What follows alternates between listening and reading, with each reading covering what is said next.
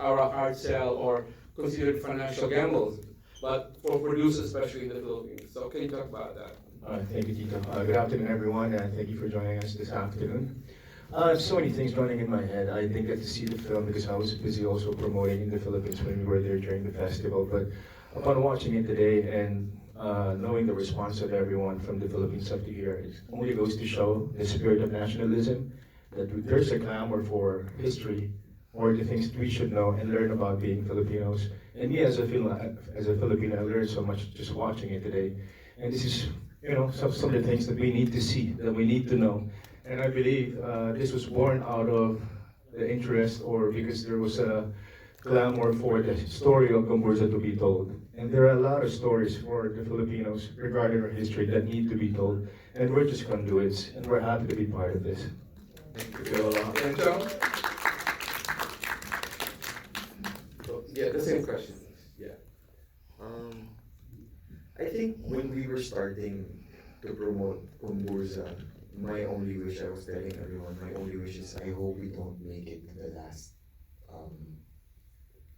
films that will be part of MMFF.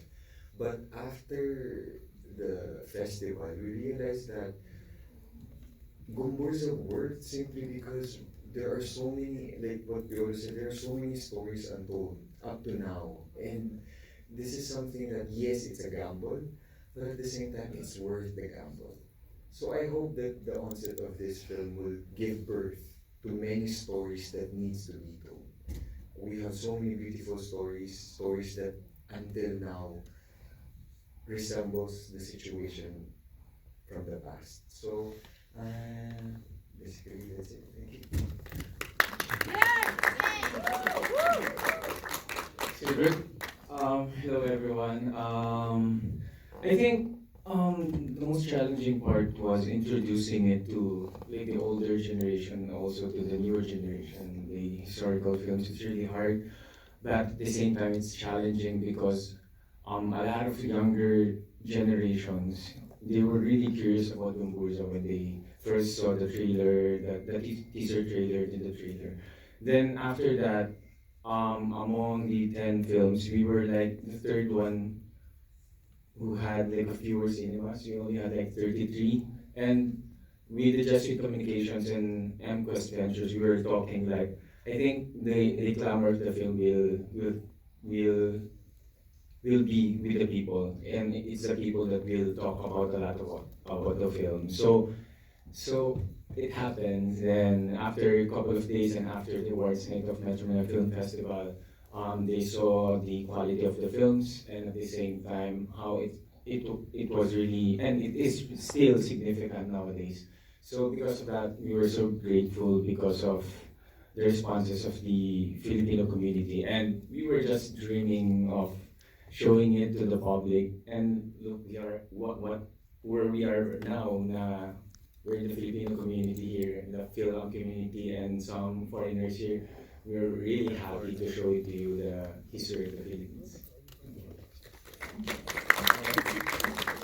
I'm just really still very overwhelmed with the response of the people to our film because this isn't my first period film, and so when I got into the project, I thought, okay, it's a good director, it's a good script, good actors, but probably no one's gonna watch it, just like the other period films that I've shot. But so I'm so surprised that the people loved it. I guess there's something that really struck in their hearts. I don't know if it was just the right timing, but we're just very grateful that people are responding to it positively.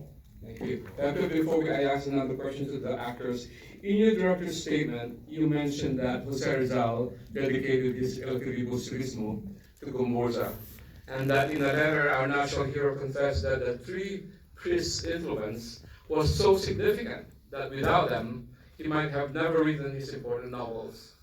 We also learned that Gomburza sparked the fire that would eventually lead to the revolution against Spain. So, can you please elaborate on that? Yes, before, as you see in the film, before Gomburza, we were not united as a country. We were not even calling ourselves Filipino. the Spanish had called us indios derogatorily. And then amongst us, we would identify based on our region. So if you were to ask some, they would say I'm Tagalog, others would say I'm Cebuano, etc., Ilocano. It was the priests who started calling themselves Filipino, and they only really meant it to refer to them, Spanish-born priests in the Philippines. But the term took a life of its own and became the nation that we have now. So that was one of the first things I read when I got into the project. Because coming in, I think I knew what most people know, which is just their names and how they were killed. That's how they're taught usually in school. Kinorote, Gomez, Burgos, Zamora. But that was the first thing I read, and I found it so interesting, and that's what we had pitched to Jescom, because this is a film about, Jescom had really wanted to make this film, but when they invited directors to pitch, I said, I'd like to make a film not just about the three priests, but about how this fire spread throughout society. So I'm very grateful for the trust that they gave. And for me, that's really what's key about their story, that context of why they're so significant. Thank you. And Cedrick, as I mentioned, you won the Best Actor award for your performance here as Father Burgos in last December's Manila Film Festival Awards night. Was that a total surprise? What was your initial reaction when you heard your name as Best Actor? Okay, from the couple of interviews I had before the awards night, before the Gabi of Parangal, there's a lot of, like, from media, they were asking me if ever I won the Best Actor award, what would I feel? I always said that I don't want to expect so that I have less expectations and disappointment. So when they mentioned my name among all the nominees, alongside with Mr. Piolo, Pascual, and all the seasoned veteran actors of the Philippines, I was really overwhelmed. I can't speak straightly, so I was just thinking while walking to the stage. I just said to myself that I just have to thank a lot of people behind this, because I can't do it on my own. It was an ensemble work. So it was really a bonus, because when I first read the script, I said to myself that this is not, it's not you, Cedric. It's not just about you, it's about your contribution that you will give to our community and to our history. That's it. So everything was just bonus and so overwhelming, and definitely I'm really thankful for that recognition. Congratulations again. Now to Piolo and Enchong, can you as actors talk about the excitement and pressure you must have had to bring life to historical figures like Father Elias and Father Zamora? The pressure came from the director himself when he said, trying to pressure. Sorry, let's get there. Because I was busy with other jobs, and I said, I'm sorry, direct, I don't think I can accommodate. But he insisted. He said, I'm sorry, but I cannot take no for an answer. I cannot picture anybody else doing Pedro Pilares. So I said, yeah, let's see. And then the next hurdle was when I got to the set and I got the script and I had to do all those Spanish lines. I was like, Pepe, I have a life, huh? Anyway, so it was really hard for me because, of course, we're Tagalog or English, learned Spanish, and with an accent from the 1800s, I had to do my research long before I went to the shoot. I wanted to know more about Pedro Peláez. I wanted to know more about how it was during that time in the 1800s, how they were as people, as Indios, and I wanted to understand what they were fighting for. So I had to do my research. I looked up Pedro Peláez on Google and read about the revolution during the 1800s, and everything else after that was breezy. And I'm just really happy that I got to be part of this movie, not because of the challenges, but what it stands for, being Filipino. Thank you. Enchong? My situation was kind of different because if you go online right now and you type Padre Zamora, Padre Jacinto Zamora, among the three priests, even Padre Peláez, he has the least amount of accounts and evidences and stories. So I think it was such a breeze when Director Pepe allowed ito naman. Just kidding. The phone drop. No. But Direct Pepe, going back to my story before I was rudely interrupted.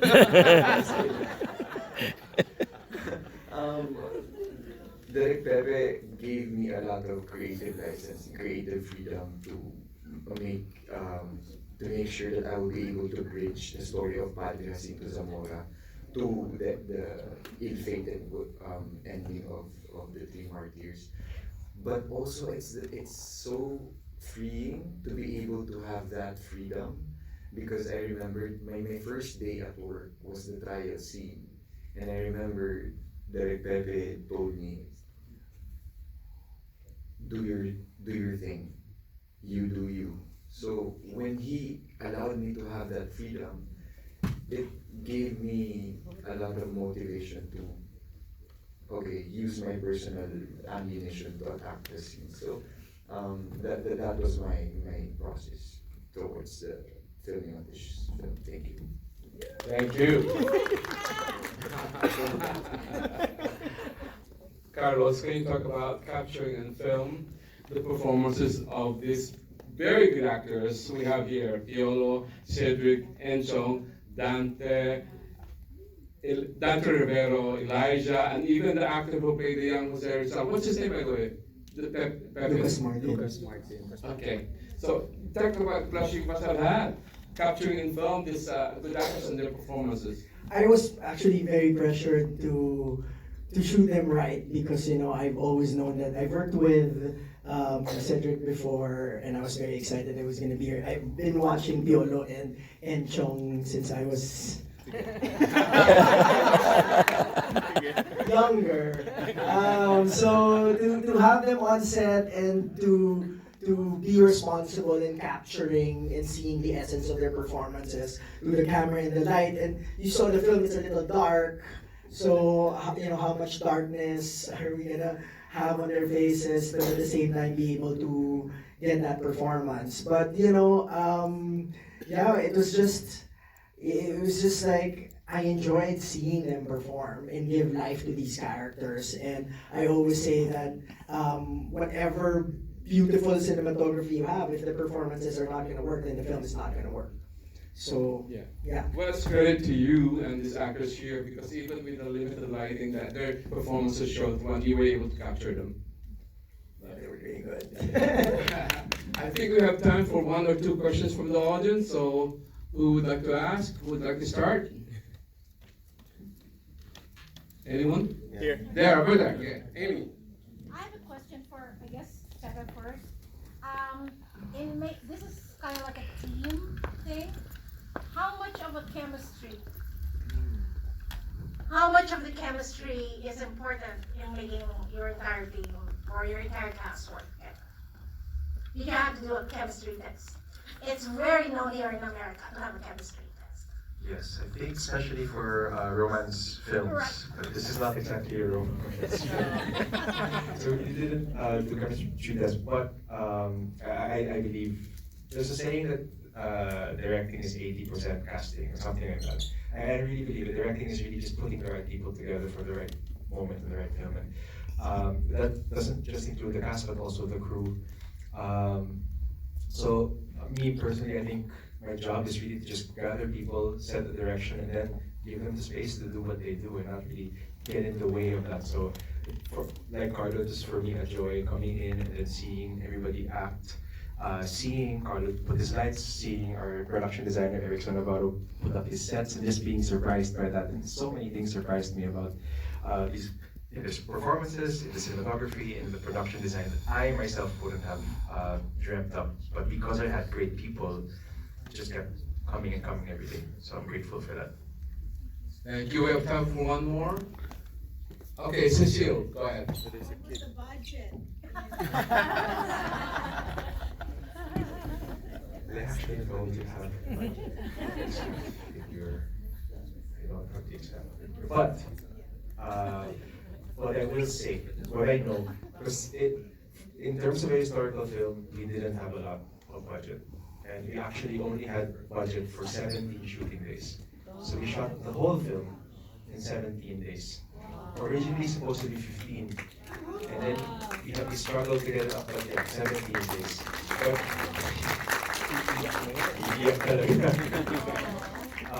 but everybody just came to set prepared, being really prepared over the pandemic. We were supposed to start shooting before the pandemic, but then it happened and we paused. But through that, we were still prepping, researching, And then once the restrictions eased and we were allowed to shoot again, we went back in, and so many of us poured our heart and soul because it was the first project that we had after the pandemic. So yeah, that's how we made it possible. Excellent. Thank you.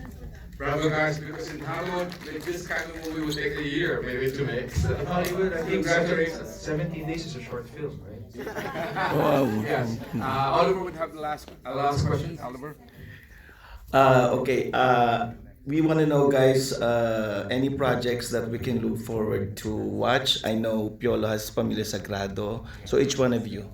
Well, aside from the Pamilya Sagrado, I still have Moro with the Brillante Mendoza that's doing its rounds. It was about the Bangsamoro massacre, yeah, right. And then I have 2 more films that I finished last year, and I'm doing 2 more this year. Hopefully, we get the showcase them within the year as well. You're not that busy, huh? And then I'm touring. I'll be back in the States. Yeah, you have concert here. Yeah, around the States. Singer yan. Singer yan. Wala ka sa lolo ko. I will also do a brilliant also. No, but I will shoot something here very soon, and then there are a couple of films that premiered abroad but hasn't premiered in the Philippines, so I think both of that films will premiere in the Philippines, and hopefully we'll have a North American release. And then basically that's it. My dream for this year is to be part of the 50th Metro Manila Film Festival. Yeah. Okay, so after MMFF 2023 and awards night, there was a lot of offers, so I had a lot of pitches. So as of now, I don't have any specific, but I have a series for a big what's this for Netflix, but as of now it's NDA, so I can't tell more about it. I have a film that's out in Amazon Prime. It's the first ever Filipino Amazon original film entitled 10 Little Mistresses. Directed by Jun Lana, who also has a film here, Becky and Baguette, with Miss Suge. And next film probably in China, or here. Yeah. Wow. Thank you so much, guys, and thank you to all of you for making the inaugural Manila International Film Festival a success. So we thank you guys on behalf of MIFF. We thank you, and please don't forget that you're supposed to vote for the audience favorite. I think you probably get an email or something like that. So don't forget to vote, please. Thank you.